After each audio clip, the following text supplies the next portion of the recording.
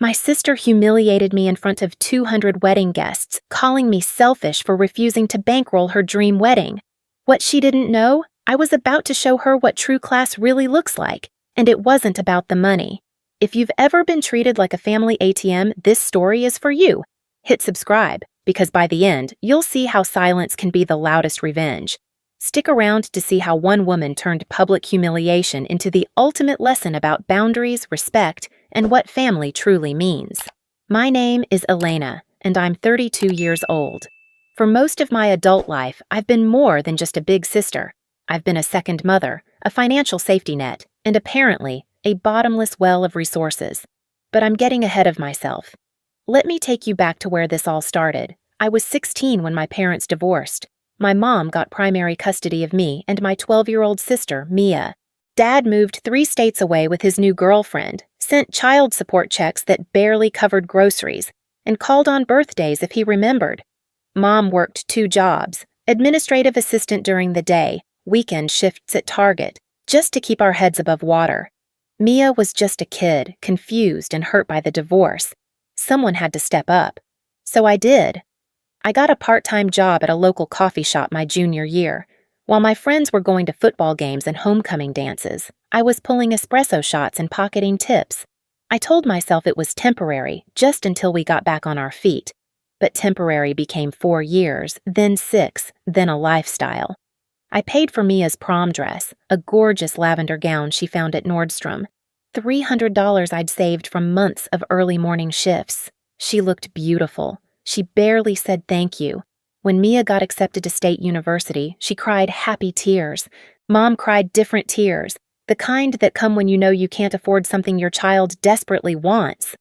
I was working full-time by then, had just gotten promoted to marketing coordinator at a small firm. I sat down with Mia and told her I'd help with tuition. $45,000 over 4 years. I paid it directly to the bursar's office, installment by installment. I drove my 2010 Honda Civic while my coworkers upgraded to newer models. I skipped the Florida spring break trips my friends invited me on. I ate packed lunches while they went out for sushi. Mia graduated with a degree in fashion merchandising and 0 student debt. I was so proud. I thought she understood what that meant, what I'd given up. She moved back home, started an online boutique selling curated vintage finds. It was actually pretty good. She had an eye for style, but startup costs ate through her savings. She needed $8,000 for a reliable car to pick up inventory from estate sales. I gave it to her. Then the boutique needed a website redesign. $15,000. She promised she'd pay me back once sales picked up. I said yes because that's what big sisters do, right? That's what I told myself every time. Mia's Instagram account grew. 8,000 followers watching her try on thrifted blazers and attend local fashion events. Her captions never mentioned who funded her lifestyle, who made it possible for her to chase dreams instead of punching a clock. That was fine. I didn't need recognition. But then Mia met Derek. Derek was 35, a senior manager at a tech company downtown. He drove a Tesla, lived in a renovated townhouse in the good part of the city, and came from what Mia called old money, which really just meant his parents were doctors who'd invested wisely. He was nice enough, polite, conventionally handsome in that generic way. Mia was obsessed. She started changing, subtle things at first, upgrading her wardrobe from thrifted to designer, getting regular blowouts instead of washing her hair at home, talking about building wealth and generational prosperity like she was some financial guru. When Derek proposed after 8 months of dating, Mia was over the moon. The ring was gorgeous, 2 carats, platinum band. She posted 17 photos of it from different angles. That's when the real changes started. Mia invited me to dinner to meet Derek's parents. I was excited. Finally, I'd be included in this new chapter of her life. I showed up at the upscale Italian restaurant downtown, wearing my best work dress and the pearl earrings Mom gave me for my 30th birthday. Derek's parents, Richard and Patricia, were exactly what I expected. Polite smiles, firm handshakes, questions about my career delivered with the kind of tone that suggested they were just being courteous. Mia introduced me as my older sister who works in marketing, emphasis on older, tone dismissive. Throughout dinner, Mia directed most of her conversation toward Patricia, laughing too hard at Richard's mediocre jokes, barely making eye contact with me. When Derek asked about our childhood, Mia glossed over it. "Pretty normal," she said with a wave of her hand. "Nothing too interesting." I stared at my fettuccine. "Pretty normal."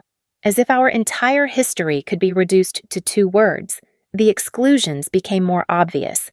Mia didn't invite me to the pre-wedding brunch with Derek's family. I found out about it through her Instagram story, mimosas and fruit tarts at some trendy cafe. She didn't invite me to the dress shopping appointments. Her bridesmaids were college friends and Derek's sisters. The late-night texts started 6 months before the wedding. "Mia. Hey, are you awake?" It was 11:15 on a Tuesday. I'd just gotten into bed after a long day of client presentations. Me. "Yeah, what's up? Everything okay?" Mia. "I need to ask you something. Can I call?" My stomach dropped. Nothing good ever came from calls that late. "Hey," Mia's voice was bright, almost artificially so. "So I wanted to talk to you about the wedding." "Okay," I said carefully. "Derek and I found this amazing venue. It's this gorgeous estate with gardens and a gazebo and these chandeliers in the ballroom. It's literally perfect." "That sounds beautiful, Mia." "The thing is," her voice shifted, became almost wheedling, "it's a little more than we budgeted for. Actually, a lot more. We'd need to upgrade our package to get the date we want, and that includes catering and the bar service and everything." I waited. I knew where this was going. "I was hoping you could help us out, just like a loan. 25,000. I'd pay you back after the wedding once we get all the gift money." $25,000. I'd been saving for a house. $30,000 sat in my savings account. The result of 5 years of strict budgeting, denied vacations, saying no to dinners out, wearing the same winter coat for 6 seasons. That money represented freedom, stability, a future that was mine. "Mia, I can't," I said quietly. "I'm saving for a house down payment. I've been working toward this for years." "Are you serious right now?" Her voice went sharp. "You make good money, Elena. What else are you even spending it on? You don't go anywhere. You don't do anything." The words stung because they were partly true. I didn't go anywhere. I'd been too busy funding her adventures. "I have my own goals," I said, trying to keep my voice steady. "I've helped you so much over the years. The tuition, the car, the business loan, which I'm going to pay back," she interrupted. "You haven't paid back any of it yet." Silence. Then, "I can't believe you're bringing that up. That's so petty." "Mia, I love you. I want you to have a beautiful wedding, but I can't give you $25,000. I can help with smaller things. Flowers, decorations, whatever you need." "Forget it," she snapped. "I guess I know where I stand now." She hung up. For 2 weeks, she didn't speak to me. No texts, no calls, no replies to my messages asking if we could talk. I saw her posting on Instagram, boutique updates, wedding planning content, photos with Derek. She was fine. She just didn't want to talk to me. Then the text messages started coming in waves. "Mia, so you're really going to let me down like this?" Mia, "Mom would be so disappointed in you." Mia, "I guess I know where your priorities are." Mia, "All I asked for was one thing and you couldn't even do that. I didn't respond." What could I say? That I'd already given her everything I had? That I was tired of being seen as nothing more than a checkbook? The engagement party invitation came in the mail, thick cardstock, elegant calligraphy. Derek's parents were hosting it at their house. I RSVP'd yes, hoping that maybe Mia would have cooled down, that we could talk in person. I should have known better. The day of the party, I spent an hour getting ready. I wanted to look nice, to fit in with Derek's world. I wore a simple navy dress, did my makeup carefully, straightened my hair. I picked up a nice bottle of wine and a card with a thoughtful message about new beginnings. Derek's parents' house was in an old-money neighborhood, the kind with names like Willowbrook Estates and brick mailboxes at the end of long driveways. Their backyard was transformed into a garden party straight out of a magazine. White tents, string lights, catered food on silver trays, a bar with an actual bartender mixing craft cocktails. About 80 people were there. I recognized maybe 5. I found my name at the seating chart. Table 12. I walked past 11 other tables to find mine, tucked in the far corner near the fence, partially hidden by a tree. The people at my table were distant cousins I'd met maybe twice in my life. They smiled politely and went back to their conversations. I sat down, feeling small. Mia looked stunning. Her engagement party dress probably cost more than my monthly rent. She floated through the crowd, Derek's hand on her lower back, laughing and hugging guests. She saw me. I know she did. Our eyes met across the patio. She looked away. After dinner, the toasts started. Derek's father went first, telling a story about Derek as a little boy. Derek's best friend went next with embarrassing college stories. Then Mia stood up. She was glowing, champagne glass in hand, microphone someone had brought out. "I just want to thank everyone for being here," she started, her voice warm and gracious. "Your love and support means everything to us." She went on about Derek, about their relationship, about their future. Standard engagement party speech. I started to relax. Maybe the tension between us was just in my head. Then she said it. "I want to thank everyone who supported us on this journey. Well, almost everyone." She paused. The crowd chuckled, confused. She looked directly at me. Some people show love through their actions. They show up when it matters. Others, she trailed off, shaking her head with a sad smile. Others just show up empty-handed. My face burned. Around me, I felt people turning to look. Whispers started rippling through the crowd. "But that's okay," Mia continued, her voice sugary sweet. "Derek and I have learned who our real family is, the people who actually care about our happiness." She raised her glass. "To real family." "To real family," everyone echoed. I sat frozen in my chair. I felt like I'd been slapped. Around me, people were staring, some with pity, some with judgment. I heard someone at the next table whisper, "Who's that?" During the mingling after dinner, I stood awkwardly by the dessert table. No one approached me. I saw Derek's mother point me out to another guest, saw them both look over and whisper. I caught fragments of conversation from a group of Mia's bridesmaids nearby. "Makes decent money, but acts like she's broke. So selfish, honestly. Mia's been nothing but nice to her." I wanted to scream. I wanted to stand on a chair and tell everyone the truth. That I'd raised Mia when our parents couldn't. That I'd sacrificed my own dreams to fund hers. That the girl they were toasting to had $45,000 worth of education because I'd worked myself to exhaustion. But I didn't. I sat through dessert alone at table 12. I watched Mia cut the engagement cake, watched her feed Derek a bite while everyone laughed and took photos. I watched her hug everyone goodbye, thanking them for coming, for their generous gifts piled high on a table by the entrance. She didn't say goodbye to me. I drove home in silence. No music, no podcast, just the sound of my breathing and the occasional car passing. I pulled into my apartment complex parking lot, turned off the engine, and sat there in the dark. And then I cried. I cried for 20 minutes in my car. Ugly crying that made my face blotchy and my eyes swell. I cried for all the years I'd put Mia first. I cried for the spring breaks I'd missed, the dates I'd turned down because I had to work extra shifts, the dreams I'd deferred. I cried because I'd just been publicly humiliated by the person I'd sacrificed everything for. But then, somewhere in the middle of that breakdown, something shifted. The crying stopped. My breathing evened out. And I felt something I hadn't felt in years. Clarity. I'd spent 16 years trying to be enough for Mia. Enough support, enough money, enough sacrifice.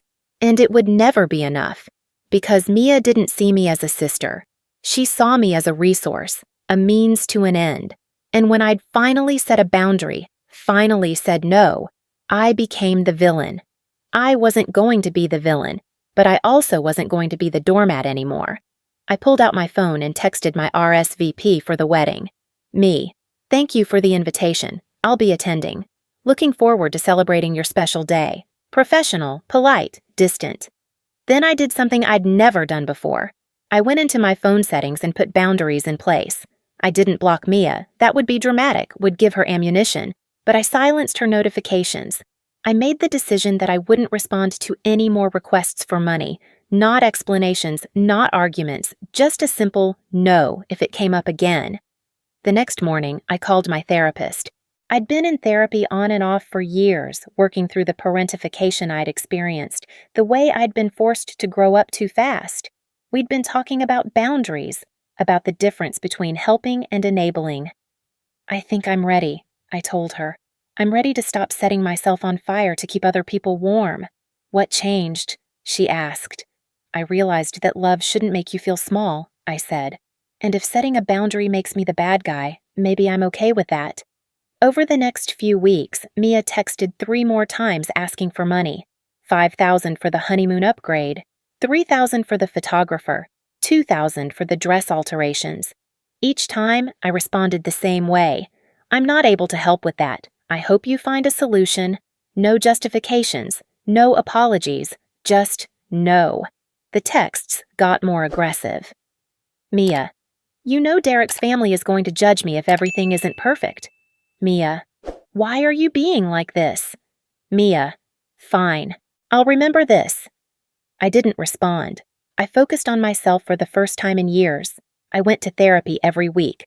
I started saying yes to invitations from friends I'd been neglecting. I went on a weekend trip to the mountains with my coworker Sarah, something I'd always said I couldn't afford. I put the down payment on a small condo. It wasn't much, 800 square feet, needed some updating, but it was mine. The first place that was truly mine. The wedding invitation came. Heavy cardstock, gold lettering, all the elegance money could buy. My name was printed alone on the envelope. No +1. Another petty slight. I RSVP'd. Attending. Party of 1. I had a decision to make. I could skip the wedding, make it easy on everyone. Or I could go and show Mia what class really looked like. I chose to go, not for revenge, not to make a scene, but because running away would prove her narrative right, that I didn't care, that I wasn't there for her. I was going to show up, be gracious, give a thoughtful gift, and hold my head high. True class isn't about money. It's about dignity. It's about knowing your worth doesn't need to be proven by how much you give or how much you tolerate. I spent an evening creating something for Mia. I went through old photo albums, finding pictures from our childhood. Mia at 6 years old, gap-toothed and wearing her Halloween costume. Me teaching her to ride a bike in the park. Her first day of middle school, nervous and excited. High school graduation, college move-in day. I had them printed professionally and arranged in a handmade album. I spent hours on it, writing captions, adding small memories. The time she'd gotten sick at summer camp and I'd driven 3 hours to pick her up. The night I'd helped her write her college entrance essay. The day she'd opened her boutique and I'd been the first customer. On the inside cover I wrote, "To my sister, wishing you all the happiness you deserve. Love always, Elena." The gift cost me about $50 in materials, but it was priceless. The wedding was 3 weeks away. I bought a simple dress, elegant, understated, nothing that would draw attention. I made an appointment to get my hair done. I practiced what I'd say when I congratulated her. I wasn't going to give Mia the satisfaction of seeing me bitter or broken. I was going to show her what grace under pressure looked like, what real strength looked like. I was going to show her true class. The wedding day arrived on a perfect Saturday in June. Clear blue sky, temperature in the mid-70s, the kind of day that wedding planners dream about. I woke up early, made myself a good breakfast, and took my time getting ready. No rushing, no anxiety, just calm intention. I arrived at the venue alone, carrying the photo album wrapped in simple craft paper with a white ribbon. The estate was even more beautiful than Mia had described. Manicured gardens, a stone gazebo covered in climbing roses, and the main building with those chandeliers she'd been so excited about visible through the tall windows. I checked my coat and found my seat. Table 9 this time. Still not the family table, but closer than the engagement party. Small mercies. I sat down with distant relatives and Derek's coworkers, people who smiled politely and made small talk about the weather and how beautiful everything looked. When Mia walked down the aisle, she was breathtaking. Her dress was a work of art, fitted bodice, flowing skirt, delicate beading that caught the light. She looked happy, genuinely, radiantly happy. And despite everything, despite all the hurt, I felt happy for her in that moment. She was my little sister. That would never change. The ceremony was lovely. Traditional vows, readings about love and partnership, a string quartet playing softly. I watched Derek look at Mia like she hung the moon. Maybe he really loved her. Maybe this would work out. During the cocktail hour, I stayed on the periphery. I congratulated a few relatives I knew, sipped champagne, admired the elaborate floral arrangements. I saw Mia's bridesmaids clustering together, saw Derek's family mingling with their country club friends. Nobody approached me. I was a ghost at my own sister's wedding. When it came time for the receiving line, I waited until the crowd thinned. I wanted a moment with Mia without an audience. When I finally reached her, she looked surprised to see me, like she'd forgotten I was coming. "Congratulations," I said warmly, pulling her into a hug. She stiffened slightly but returned it. "You look absolutely beautiful. I'm so happy for you both." "Thanks for coming," she said, her voice strained, formal, like I was a distant acquaintance. I handed her the wrapped album. "This is for you. I made it myself. I thought you might want to remember where you came from." She took it, confused. "Oh, thanks." I turned to Derek, shook his hand. "Take care of her. She's special." "I will," he said, and he seemed genuine. "Thank you." I moved down the line before things could get awkward. I'd done what I came to do, shown up, been gracious, given a gift from the heart. The rest wasn't up to me. During dinner, I sat quietly at my table. The food was incredible. Filet mignon, roasted vegetables, some kind of fancy potato dish. The $60,000 wedding Mia had wanted. I wondered how much of it was already on credit cards. After the toasts and the cake cutting, I slipped out. I didn't stay for the dancing, didn't wait for the bouquet toss. I'd celebrated my sister's wedding with dignity and grace. That was enough. As I drove home, I felt lighter than I had in months. I'd faced the situation that had caused me so much pain, and I'd done it on my terms. No drama, no bitterness, just quiet strength. I didn't know it then, but my graceful exit was about to speak louder than any confrontation ever could. 2 weeks after the wedding, I was deep in a work project when my phone buzzed with an Instagram notification. Mia had posted her wedding photos. I almost didn't look. I was trying to create healthy distance. But curiosity won. The photos were gorgeous. Professional magazine-quality shots of the ceremony, the reception, candid moments. Mia had posted a carousel with the caption, "Best day of my life, surrounded by the people who showed up when it mattered. Grateful for true friends and real family. Blessed wedding day. Forever starts." Now I stared at that phrase. Showed up when it mattered. The comments section was full of congratulations, heart emojis, people gushing about how beautiful everything was. Then I saw it, a comment from our cousin Jennifer, who'd been at the engagement party. Jennifer: "Beautiful! Did Elena enjoy the day? I know she must be so proud. She basically helped raise you." My stomach dropped. I watched as more comments appeared. Mia's college roommate: "Gorgeous. Hey, didn't your sister pay for our apartment that year your financial aid fell through?" Then the one that made me close my eyes. Derek's college friend Marcus: "Congrats, man. Heard through the grapevine that Mia's sister funded parts but didn't want to help with the wedding?" That's cold. Mia's bridesmaid Chelsea, who'd clearly had too much champagne while scrolling: "Stunning wedding! Too bad some people couldn't support your vision. But you didn't need the negativity anyway." The thread kept growing. People asking questions, others defending me, some defending Mia. Within an hour, Mia had deleted the post entirely, but screenshots had already been taken. I knew because my phone started buzzing with texts from relatives. "Aunt Carol, Elena, honey, I had no idea about all you'd done for Mia over the years. Why didn't you say something at the engagement party?" Cousin Jennifer: "OMG, Elena, I just realized what Mia meant with those comments at the engagement party. I'm so sorry. That was so wrong." My mom. We need to talk. Can you call me? I didn't respond to any of them immediately. I wasn't interested in vindication through gossip, but I couldn't deny the small flutter of validation in my chest. The truth was coming out, and I hadn't even had to say a word. 3 days later, my phone rang. Mia. I let it go to voicemail. She called again. Then texted. Mia, hey sis, can we talk? I waited an hour before responding. Me. Of course. How are you? How was the honeymoon? We were supposed to have gone to Bali, but I noticed from Instagram that they'd gone to a resort in Mexico instead. The honeymoon upgrade she'd asked me to fund had apparently been downgraded. Mia. It was good. Can I call you? Me.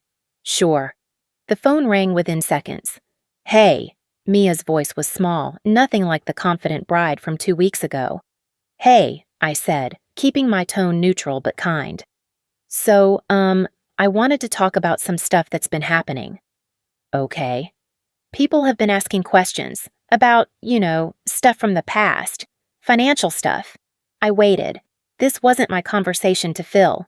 Derek's been asking questions too, she continued, about why I didn't tell him how much you'd helped me over the years.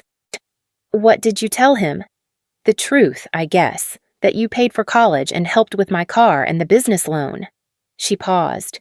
He was surprised. I imagine so. Elena, her voice cracked slightly. I don't know how to fix this. Fix what exactly?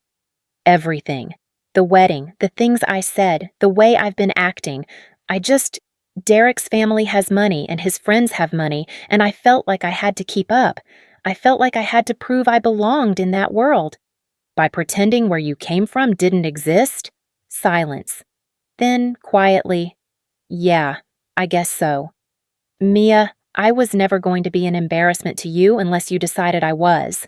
The only person who thought I didn't belong was you. I know, she whispered. I know that now. We talked for a few more minutes, surface-level stuff about the wedding, the weather, her return to work. But the real conversation, the one about healing and accountability, that was still too raw, too big for a phone call. I should go, Mia finally said. But Elena, thank you for the photo album. I opened it last night. I forgot about a lot of those memories. You're welcome. After we hung up, I sat with my feelings. I wasn't ready to forgive yet. Trust takes years to build and seconds to break. But I was glad she was starting to see things clearly. That was a start. What I didn't know was that Mia's life was about to get a lot more complicated, and those complications would force her to confront even more uncomfortable truths. 3 months after the wedding, I was having coffee with my mom when she dropped the bomb. Mia and Derek are having money problems. I looked up from my latte. Okay. She's been calling me, asking if I can lend them money. Says they've got credit card debt from the wedding. How much? She wouldn't say exactly, but she mentioned something about $30,000. I felt a twist of vindication mixed with genuine concern. $30,000 in credit card debt, on top of whatever loans they'd already taken out, and Mia's boutique had been losing money for months. I'd noticed the lack of posts, the inventory she was trying to unload at steep discounts. What did you tell her? I asked. That I don't have that kind of money, Mom said. She looked tired. Elena, I had no idea how much you'd done for her. She told me about the college tuition last month. I thought her scholarships and financial aid covered most of it. I didn't want you to worry. You were 22 years old, baby. You shouldn't have had to carry that burden. Someone had to. Mom reached across the table and squeezed my hand. I'm sorry. I should have protected you both better. I should have made sure you got to be young too. We sat in that Starbucks for 2 hours, having the conversation we should have had years ago. Mom apologized for putting too much responsibility on my shoulders. I forgave her because I understood. She'd been drowning and doing her best to keep us all afloat. Are you going to help Mia with the debt? Mom asked finally. No, I said firmly. She needs to figure this out with Derek. They're married now. They're a team. That's what marriage means, facing problems together. Mom nodded slowly. You're right. I just hate seeing her struggle. She's not struggling because she doesn't have help, I said gently. She's struggling because she made choices she couldn't afford. That's different. And the only way she learns is by facing the consequences. 2 weeks later, Derek called me. I was surprised to see his name on my phone. Elena, hey, I hope it's okay that I'm calling. Of course. What's going on? I wanted to talk to you about Mia and about everything, I guess. He sounded exhausted. We met for coffee the next day. Derek was different without the wedding day polish, more human, more real. He ordered a black coffee and sat across from me with the weight of the world on his shoulders. My parents told me something interesting last month, he started. They said they didn't know Mia had a sister until a few weeks before the engagement party. She'd never mentioned you. That stung, but I kept my face neutral. Then, after the wedding, people started asking questions, and I started putting pieces together. He ran a hand through his hair. I had no idea you basically raised her, that you paid for her education, that you've been supporting her for years. She didn't tell you. No. And when I asked why, she said she was embarrassed, that she didn't want me to think she came from nothing. She didn't come from nothing. She came from a family that loved her enough to sacrifice. I know that now. He looked directly at me. Elena, I love your sister, but I'm realizing that I married someone I don't fully know, and right now, we're drowning in debt from a wedding we couldn't afford, and she keeps asking me to cover expenses for a business that's failing, and I'm starting to understand why you said no. Derek, I didn't say no because I wanted to punish her. I said no because I needed to save something for myself, because giving her everything wasn't helping her. It was enabling her to avoid making hard choices. He nodded slowly. She needs to close the boutique, take a stable job, help me pay down this debt, but every time I bring it up, she says I don't understand her vision, that I'm not supportive. That sounds familiar, I said wryly. We talked for another hour. I didn't give him advice about his marriage. That wasn't my place. But I did tell him that Mia was capable of growth, that she wasn't a bad person, just someone who'd been shielded from consequences for too long. Stick by her, I said, but don't enable her. There's a difference between support and surrender. As I drove home, I thought about how strange life was. A year ago, Mia had publicly humiliated me for not funding her dream wedding. Now her husband was asking me how to handle her financial irresponsibility. The irony wasn't lost on me. Thanksgiving came 6 months after the wedding. Mom hosted at her apartment, like she did every year. It was supposed to be a small gathering. Me, Mom, Mia, Derek, a few aunts and uncles and cousins. I arrived with pumpkin pie and low expectations. Mia and Derek showed up late, tension visible in the way they sat on opposite sides of the couch. Mia's Instagram-perfect life was showing cracks, and everyone could see it. Dinner was awkward. Forced conversation about work and weather and the new restaurant downtown. Then Aunt Carol, bless her lack of filter, brought up the elephant in the room. Mia, honey, how's the boutique going? Mia's fork froze halfway to her mouth. It's going fine. Really? Because I tried to order from your website last week and it said the store was closed. The table went quiet. We're rebranding, Mia said tightly. You closed it, Derek said, his voice flat. 2 months ago. Mia shot him a look that could kill. Oh, Aunt Carol said, clearly wishing she hadn't asked. Mia, I think you owe Elena an apology, Cousin Jennifer said suddenly. All heads turned to her. For the things you said at the engagement party, about her not supporting you, that wasn't fair. Jennifer, this isn't the time, Mom started. When is the time? Jennifer interrupted. We all heard what she said, we all saw how she treated Elena, and now we know the truth about everything Elena did for her. Someone needs to say it. Mia's face went red.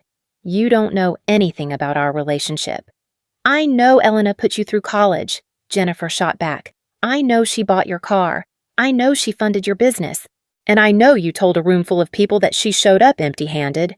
Jennifer, that's enough, I said firmly. This wasn't how I wanted this to happen, but the dam had broken. She's right, though, Uncle Mike said. Mia, what you did wasn't okay. Elena's been nothing but good to you. Everyone needs to stop, I said, standing up. My heart was pounding. This isn't helping. But Mia was already standing too, tears streaming down her face. Fine. You want me to say it? I was wrong. I was jealous and insecure, and I took it out on Elena. Is that what everyone wants to hear? Mia. Derek reached for her arm. She pulled away. I spent my whole life watching Elena be the responsible one, the good one, the one everyone could count on. And I was just the pretty one, the one who needed help. Do you know what that feels like? The room was silent. So when I finally had something good, something that was mine, I didn't want her casting a shadow over it. I didn't want everyone comparing us and finding me lacking. I wanted one thing that was just mine. She was sobbing now, mascara running down her face. Derek stood and put his arm around her, but she shook him off. I'm sorry, Elena, she said, looking at me with red-rimmed eyes. I'm so sorry for everything. You deserved better. You always deserved better. She grabbed her purse and walked out. Derek followed after a moment, giving me an apologetic look. The table sat in uncomfortable silence.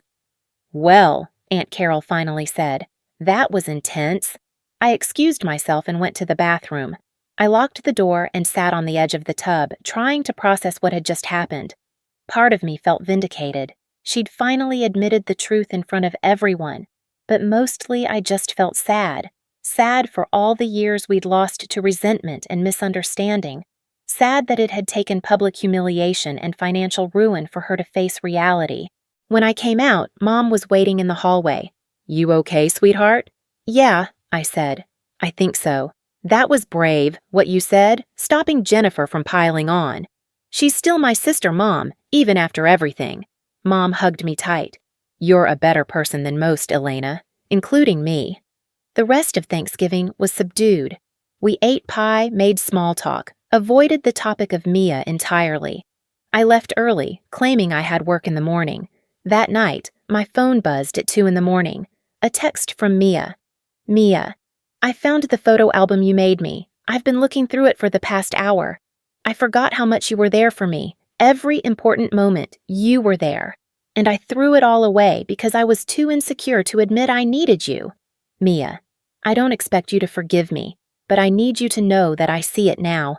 I see what I did, and I'm sorry, not because people called me out, but because it's true. Mia, can we get coffee sometime? Just us. No Derek, no family. I want to really talk, if you're willing. I stared at the messages for a long time. Then I typed my response. Me. I'd like that. Coffee next week? Mia.